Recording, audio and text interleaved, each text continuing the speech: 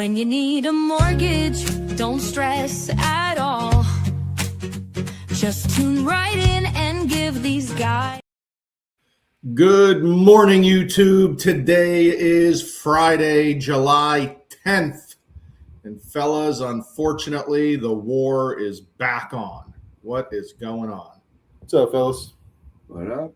Unfortunate for the war and unfortunate for a sales meeting this morning, it sounds like. Oh, yeah. In-person sales meeting, gas prices back up, interest rates back up. Seems like it's all bad news, but luckily we're here with a lifeline today that all realtors need to know about because it is a great, great mortgage. I don't know if it's a mortgage program, Anth, a mortgage tidbit maybe. Oh, it's a program. We got the program. Okay, it's a program. We're like Arby's. We got the programs. And it's just great for both buyers and listing agents if you're having trouble, if you're afraid of payment shock, and it's called a 2-1 Buydown. Tom, it's been around. Of course, it kind of comes and goes with the market, where rates are. But I feel like a lot of real estate agents are not familiar enough with the program to use it, and that's why it's underutilized right now. Yeah, it's a great program for a buyer that needs just a little kickstart or a little jump start from where the current rates are and everything like that. But one thing with the real estate agents, we need to know seller's assist before we could dive into the buy downs, because the only way to get a 2-1 buy down is to ask for seller's assistance. Yes, you are allowed to ask for seller's assistance on a real estate transaction. Put it in with your offer. It will be on line 3B. And we could use that 3B then to use whatever say it's 3%. We could use that 3% to pay for the 2-1 buy down to help out the rate of the buyer. Tom hit that right on the head with the seller assistance, but let me backtrack a second before we get into all this. What is a 2-1 buy down? That is a temporary 2-year buy down for the buyer. And like Tom just said, it comes from the seller in the form of seller assistance. And that's why, Anth, we all need to work together here, because we need to get the seller assistance. We need to understand what we're using the seller assistance for, and then carry on to the loan officer to let the loan officer, instead of giving a rate of today, let's say 6.5 with an APR of 6.63, you could be getting the buyer in with 4.5 for that first year. Yeah, I mean, it comes down to options. I mean, that's what people need. You know, this program in a higher rate environment, I personally like this program. I really do, because it gives that temporary relief, you know, for the first 2 years, but it's lowering the payment significantly enough that'll allow a buyer to be able to buy, and it's more affordable. So, you know, it's a seller buy down. Ultimately, it's only beneficial if you're doing it as a seller buy down, getting the seller's assistance, because it's basically prepaid, you know, for the first 2 years, which is what's lowering that monthly payment. After the 2 years, it's fixed rate. It goes back to the original rate you would have gotten today at the higher rate, but you may not have bought at the higher rate today because it wasn't affordable for you. You were waiting for rates to come down. You don't have to wait. We can strategize and do these programs that help you now, and the rate goes back to where it was today, so that, you know, hey, if the rates are lower, you have the ability to refinance. If not, keep what you have, but you save that money for the first 2 years. And if you're talking about saving money on a $400,000 home with 20% down, this savings from 6.5% to 4.5% that first year is roughly $400 a month, Tom, for that first year, and roughly $200 a month for the second year. I mean, for a buyer that's afraid of payment shock, don't like these interest rates, want to slowly get into the mortgage payment, what a nice advantage to save $400 a month for that first year for that scenario.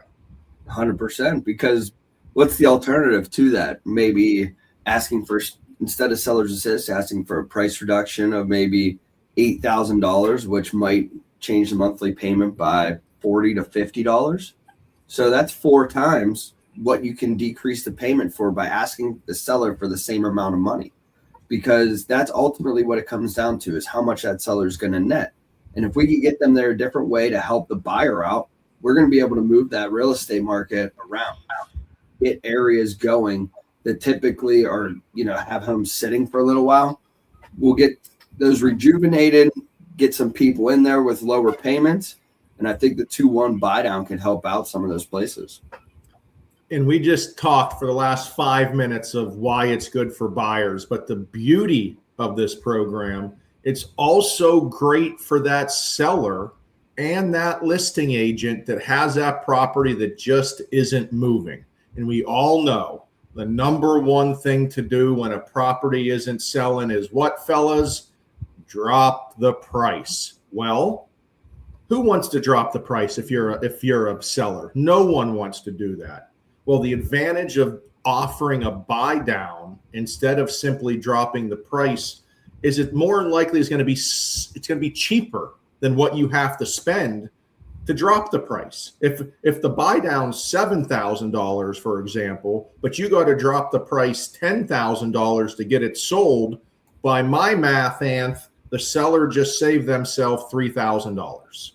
Yeah, I mean, it's definitely going to be cheaper than just dropping the price. And I know that's the easiest thing, a real estate agent can do is drop the price to get the momentum restarted on, all the platforms.